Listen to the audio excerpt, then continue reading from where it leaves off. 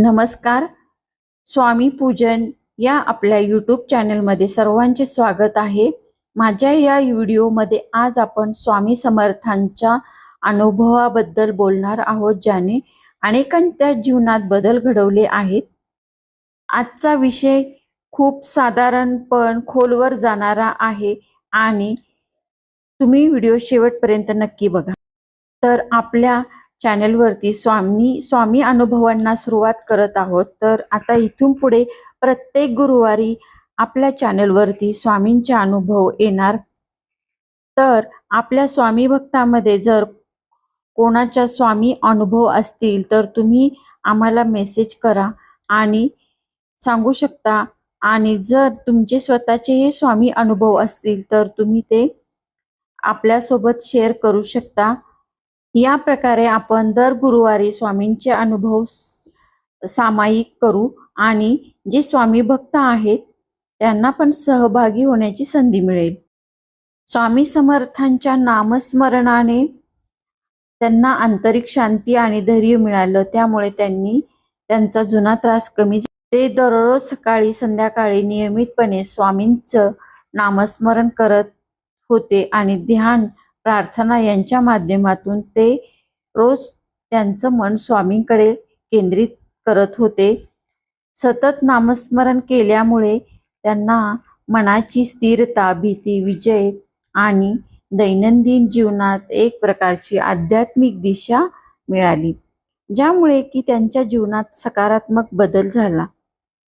आपल्या जीवनामध्ये आपण कोणत्या प्रकारे नामस्मरण करू शकतो, स्थिरता मिळू शकतो, तर आपण रोज काही मिनिटे शांतपणे बसून स्वामींचं नामस्मरण करू शकतो किंवा दिवसभरात कधीही आपला श्वास घेताना स्वामी समर्थ असे मनात म्हणत राहू शकतो. त्यामुळे मन शांत होईल आणि आपल्याला सतत एक आधार आणि स्थिरता अनुभवता येते.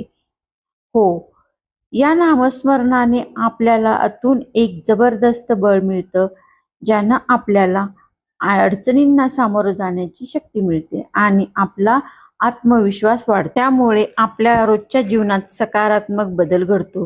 हळूहळू रोजच्या जीवनात आपल्याला धैर्य आणि शांतता, सकारात्मक दृष्टिकोन यांचा अनुभव वाढतो, ज्यामुळे आपलं जीवन अधिक अर्थपूर्ण आणि समाधानी होतं.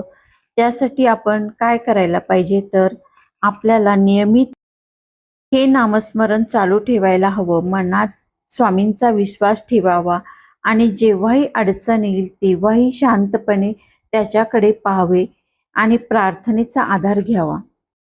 तुम्ही सकाळी उठल्यावर दिवसाची सुरुवात करताना किंवा रात्री झोपण्यापूर्वी दोन्ही वेळी ही प्रार्थना करू शकता.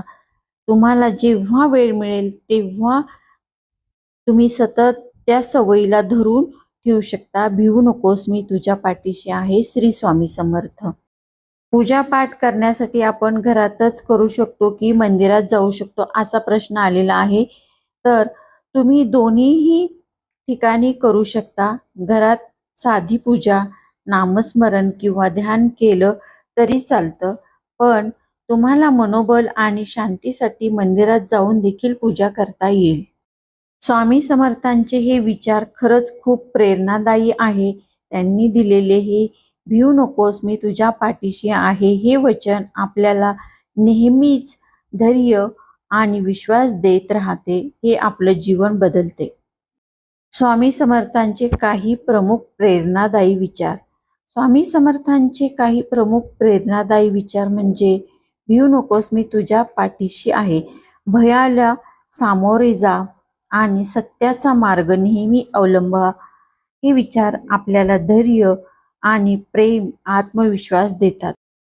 भक्ती आणि विश्वास. जगाची चिंता करू नका, माझ्यावर श्रद्धा ठेवा, मी सदैव सर्व संकटे दूर करेल. स्वामी समर्थांचे हे शब्द खरोखरच आश्वासन देणारे आहेत. भक्ती आणि विश्वास ठेवले की आपल्याला सर्व संकटातून मार्ग दाखवतात आणि आपली काळजी घेतात. कर्माने फळ चांगले मिळते, त्यामुळे कर्म चांगले करा, फळ नक्की मिळेल. याविषयी थोडक्यात सांगा, हा प्रश्न आलेला आहे. हो, स्वामी समर्थांनी सांगितलेलं मुख्य तत्व म्हणजे आपण आपले काम प्रामाणिकपणे आणि निष्ठेने करा. फळाची चिंता न करता, कारण योग्य कर्तव्य केल्यास नक्कीच चांगला परिणाम होतो. तसंच आपण जेही काम करतो ते मनापासून निस्वार्थीपणे करा आणि विश्वासाने केले तर त्याचा सकारात्मक फळ नक्की मिळतं, जरी लगेच दिसणार नसेल तरी. धन्यवाद तुम्ही हा व्हिडिओ शेवटपर्यंत बघितल्याबद्दल. आणि तुम्ही चॅनलवर नवीन असाल तर चॅनलला सबस्क्राईब जरूर करा आणि भेटूया पुढच्या व्हिडिओमध्ये.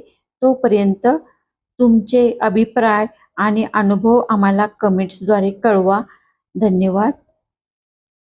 श्री स्वामी समर्थ.